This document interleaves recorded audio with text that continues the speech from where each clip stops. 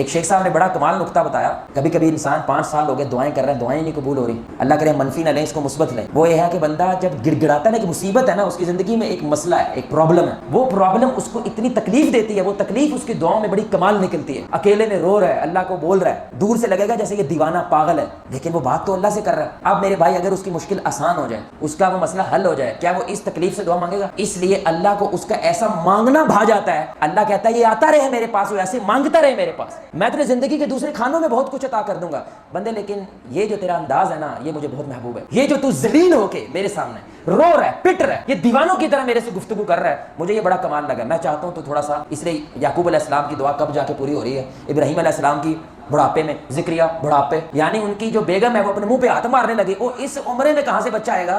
यानी दुआएं मांग रही हैं, लेकिन यकीन नहीं आ रहा कि कबूल हो गई है। सुभान अल्लाह। ये भी अल्लाह का एक अंदाज होता है मेरे भाई, कि अल्लाह आपको क्या करना चाहता है, अपने साथ जोड़ के रखना चाहता है।